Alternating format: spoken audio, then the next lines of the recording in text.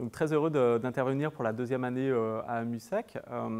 Aujourd'hui, voilà, il y a 2 mois, on a ouvert le campus cyber et je pense que c'est extrêmement important d'avoir ces moments de réflexion monde, j'allais dire, entre des experts académiques, des experts business sur cet énorme enjeu que représente la cybersécurité dans notre société, qui se numérise, qui se transforme pour le meilleur. On se s'éduque, on se transporte quasiment avec les visios et le numérique. Et en même temps, cette transformation numérique apporte aussi des menaces, notamment de cybersécurité. Et c'est vraiment important d'avoir ces moments en fait, de réflexion, d'échange, de partage pour mieux comprendre ce qui passe et mieux trouver des solutions. Le monde se transforme extrêmement vite, cette transformation numérique est très rapide et c'est vrai que voilà, chaque année on a des nouveaux enjeux qui arrivent. Cet enjeu, mais on a aussi des invariants.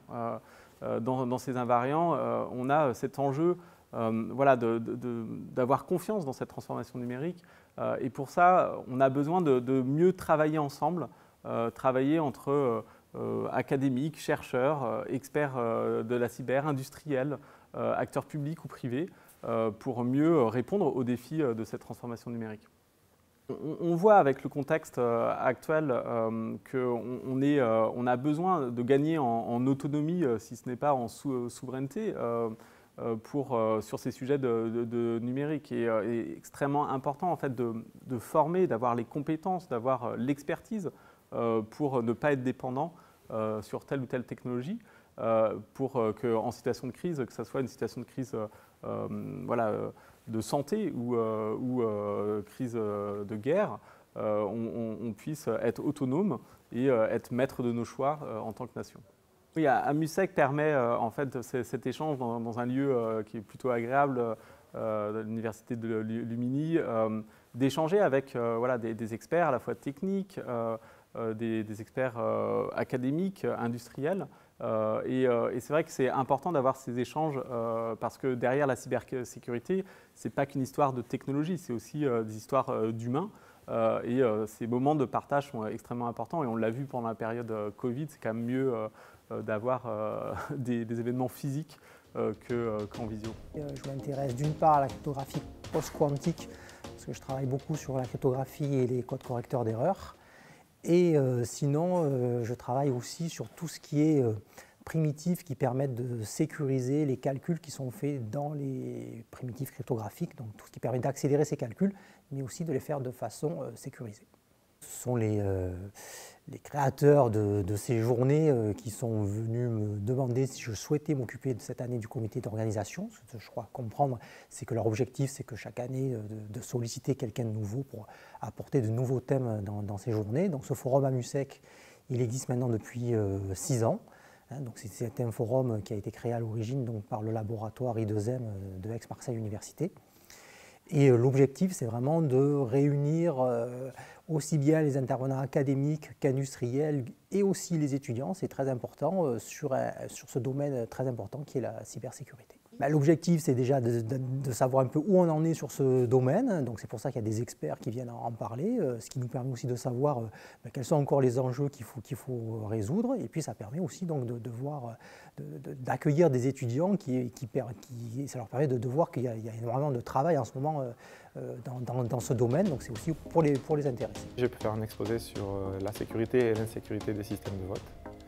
Et donc, je vais essayer de faire un état de l'art sur les différentes techniques qui ont été mises en œuvre au niveau académique. Donc, quelles sont les méthodologies qui ont été mises pour faire la sécurité et analyser la sécurité de ces protocoles. Quels sont les enjeux et montrer dans un deuxième temps de nombreuses failles qui ont été trouvées sur de nombreux protocoles. Donc des protocoles papier que vous utilisez quand vous votez dans les petites communes. Il y a des failles qui existent et des propriétés qui ne sont pas satisfaites, mais on le sait depuis longtemps. Donc, voilà.